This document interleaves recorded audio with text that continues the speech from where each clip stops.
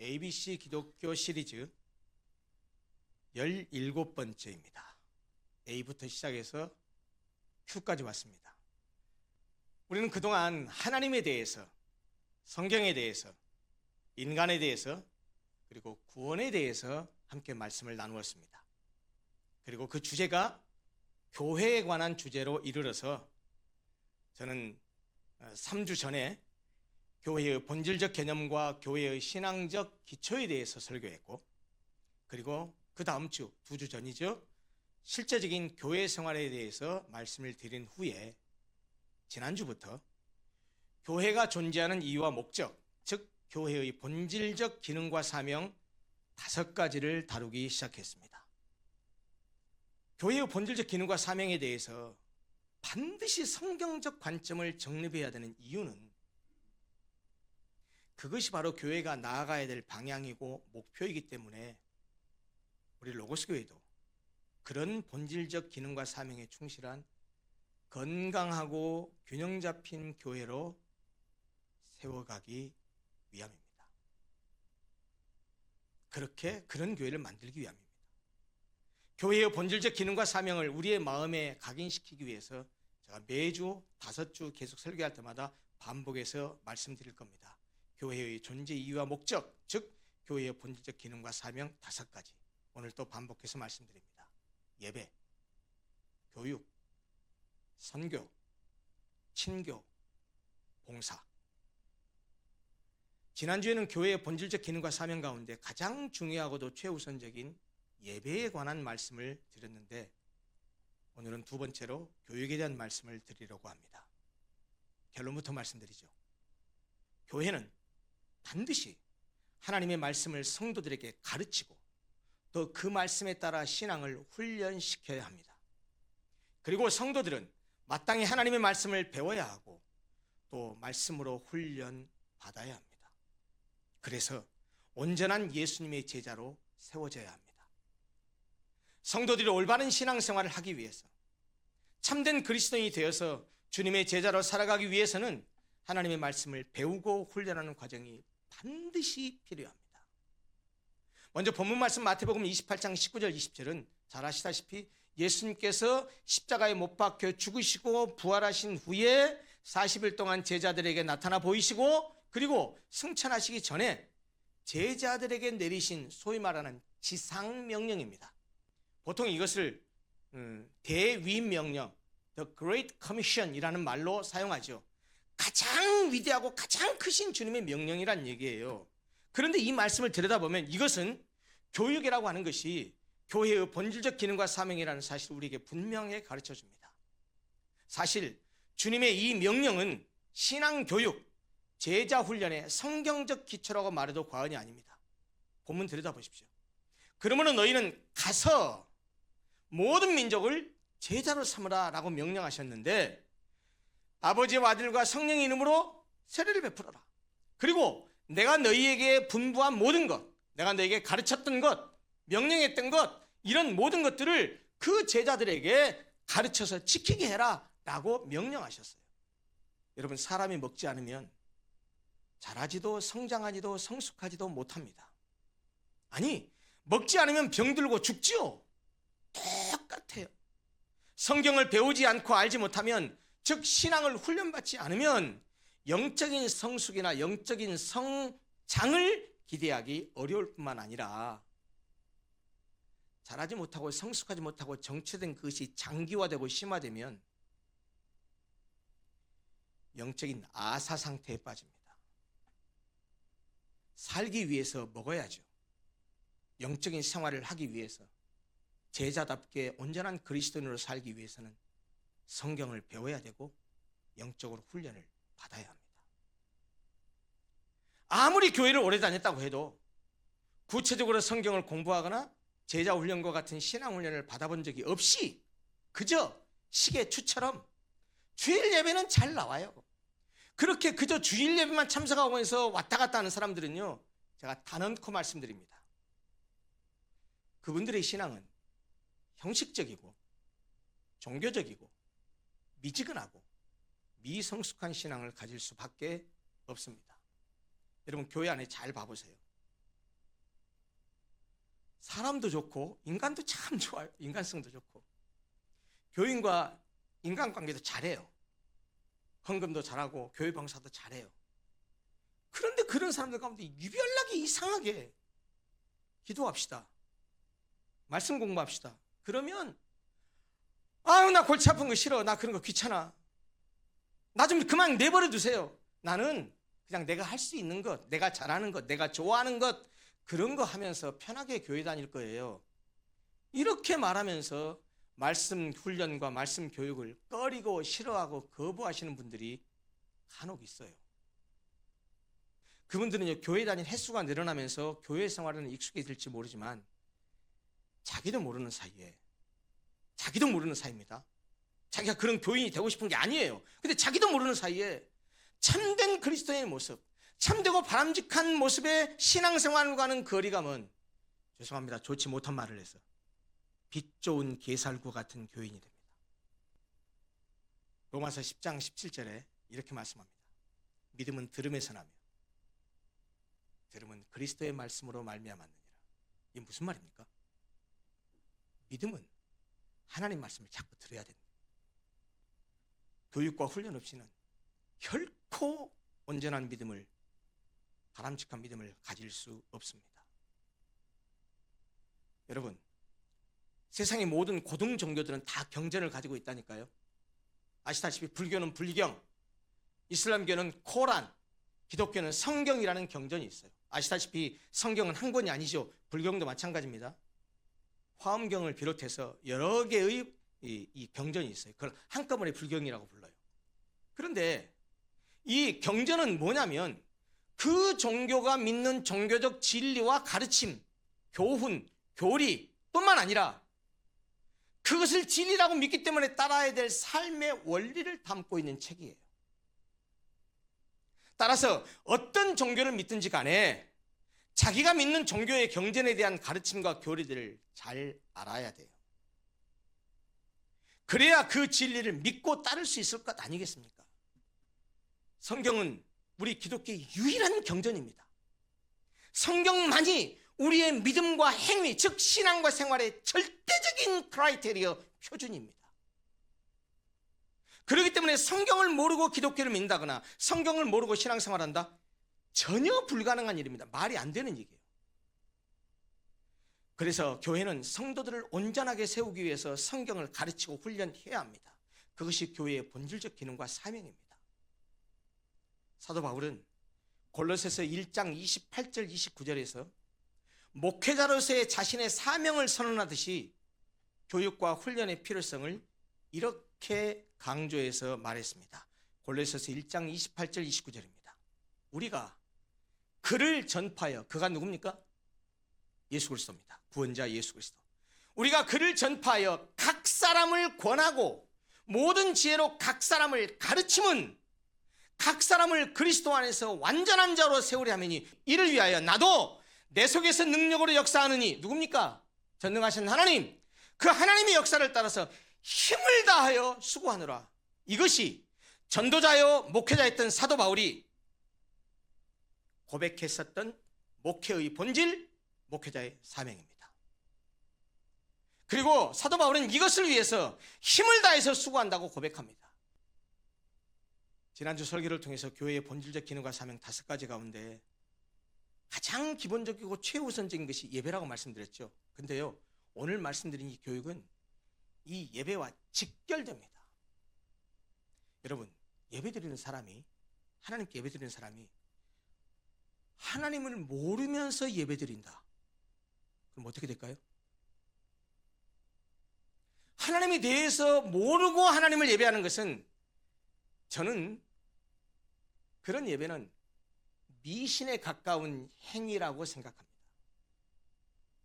실제로 교회는 오래 다녔다고 하지만 성경을 배우고 훈련받은 적이 없어서 성경적 신앙, 즉 말씀에 기초한 신앙을 가지지 못하고 우리 모든 대한민국 사람들이 가지고 있는 성향, 민족적이고 전통적인 샤머니즘에 익숙해 있어서 말씀에 훈련받지 못해서 그의 신앙이 감정적이고 기복적이고 미신적인 그런 신앙을 가진 사람들을 한두 명 본 게 아닙니다.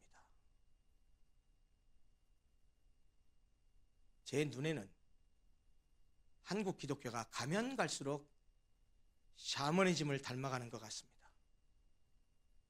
그리고 기독교의 정체성은 계속해서 상실하는 것 같습니다.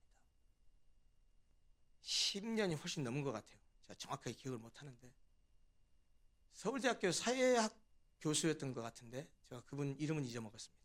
이런 말을 한 적이 있어요. 그래서 들어보세요. 참 기가 막힐 노릇입니다. 한국 기독교를 진단해서 한 말이에요. 한국 기독교는 샤머니즘적 기독교라기보다는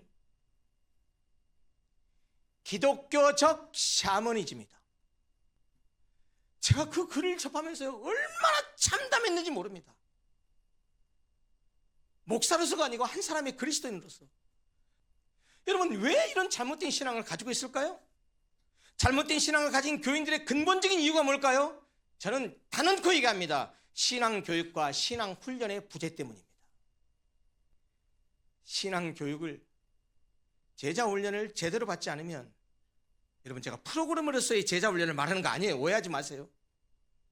말씀훈련을 제대로 받지 않으면 아무리 교회를 오래 다녀도 절대로입니다. 절대로 건강하고 바람직한 그리스도인이 될 수 없습니다. 여러분 생각해 보세요.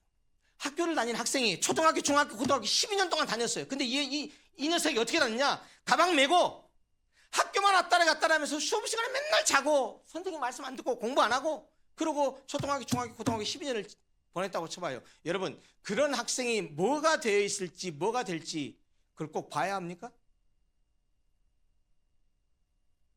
교회를 다니는 교인들도 좀 마찬가지예요. 성경책만 들고 주일날 교회는 왔다 갔다 잘합니다.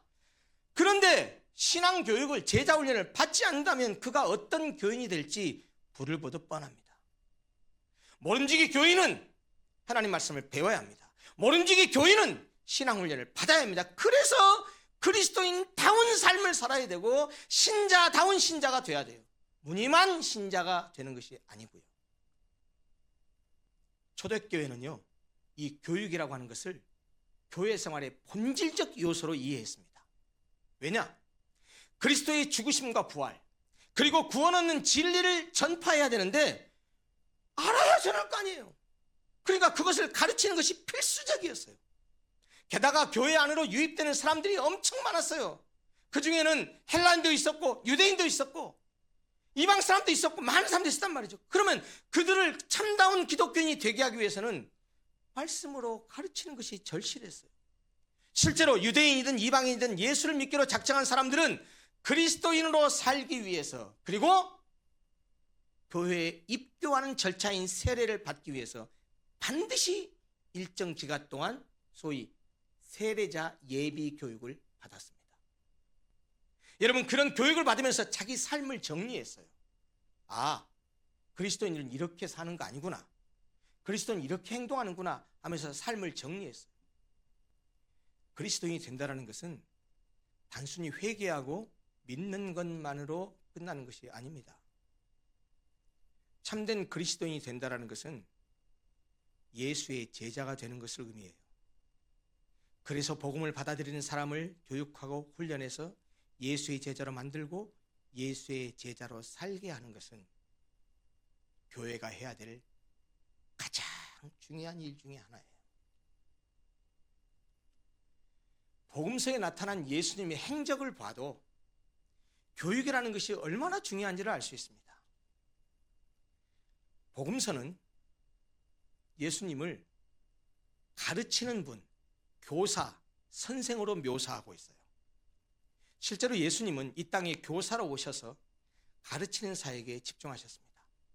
하나님 나라의 선포를 위해서 오신 예수님은 이 땅에 하나님 나라를 세우는 일에 교육이 중요하다는 사실을 당신의 사역을 통해서 직접 보여주셨어요. 예수님께서 3년 동안 지상에서 사역하셨던 그 내용들을 마태복음 9장 35절이 이렇게 요약해서 말하고 있습니다. 들어보세요. 예수께서 모든 도시와 마을에 두루 다니사, 노랗게 표시했죠? 그들의 회당에서 뭐 하셨다고요? 가르치시며 천국 복음을 전파하시며 모든 병과 모든 약한 것을 고치시느라. 사실 그래서 교회의 3대 사역을 이렇게 말하는 사람도 있어요. 가르치고 전파하고 고치는 것이 교회의 사역이라고 말하는 사람들도 있어요. 저는 5가지를 얘기하지만, 예수님은 이 3대 사역 가운데 기본 사역이 뭐였냐? 가르치는 거예요. 그래서 사복음서에는 자그만치 42번이나 예수님을 가르치는 자라는 의미를 가진 랍비라고 호칭했어요. 선생님이라는 뜻이죠. 그리고 예수님에 대해서 가르치다라는 동사를 예수님과 묶어서 묘사하고 있는 그 성경의 구절이 마태복음에 9번, 마가복음 15번, 누가복음 15번, 요한복음 8번, 도합 사복음서 전체에서 47번이 사용됐어요. 그건 무슨 말이에요? 예수님이 그만큼 가르침에 집중하셨다는 말이에요. 그러니 교회도 가르치는 데 집중해야 하지 않겠어요? 목사도 가르치는 일에 집중해야 되지 않겠어요? 교회의 본질적 기능과 사명으로서의 교육과 관련해서 잊지 말아야 할 한 가지 사실을 말씀드리고 이제 설교를 마무리합니다. 그것이 오늘 본문 2번째 신명기예요. 하나님께서는 교육하라, 가르쳐라, 말씀을 가르치라는 이 명령은 단지 한 세대에 국한되는 것이 아니고 다음 세대에 지속적으로 계속돼야 한다는 사실을 말씀하셨어요. 그것이 신명기 6장 6절 7절이에요. 오늘 내가 내게 명하는 이 말씀을 너는 마음에 새기고, 여기는 1세대에게 하는 말이에요. 1세대에게 네가 이 말씀을 받았으니까 너 마음에 새겨라. 그 다음에 뭐라고 말하느냐? 7절에서 네 자녀에게, 다음 세대에게 부지런히 가르치며 집에 앉았을 때든지 길을 갈 때든지, 무슨 말이에요? 어디에 있든지, 누워있을 때든지 일어날 때든지, 이게 무슨 말이에요? 뭘 할 때든지 언제 어디서나 이 말이죠. 이 말씀을 강론할 것이라 라고 얘기했어요. 여러분, 하나님께서는 부모와 교회 공동체가 자녀에게 신앙을 가르치는 것을 매우 중요하게 여기셨습니다. 그래서 다음 세대에 대한 교육을 명령하셨어요. 이런 맥락에서 교회의 교육은 다음 세대의 신앙을 전수하는 의미에서라도 교회의 본질적 기능과 사명이라고 하지 않을 수 없습니다. 여러분, 교회가 어린이와 청소년들에게, 그리고 자라나는 다음 세대들에게 좋은 환경에서 하나님 말씀을 잘 가르치는 이유, 그래야 될 필요, 바로 이것입니다. 우리 교회학교 어린이들이, 중고등부가, 청년부가 믿음으로 잘 교육받고 성장해서 하나님을 경외하며 그분의 뜻을 따르는 삶을 살게 하기 위해서 그들에 대한 교육에 혼신의 힘을 다해야 되고,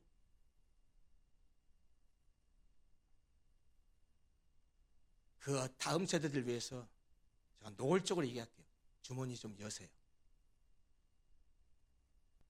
사랑하는 성도 여러분, 성경을 모르고 신앙생활한다는 것 어불성설입니다. 성경을 모르고 신앙생활하면 절대로 안 됩니다. 잘못된 길을 갑니다.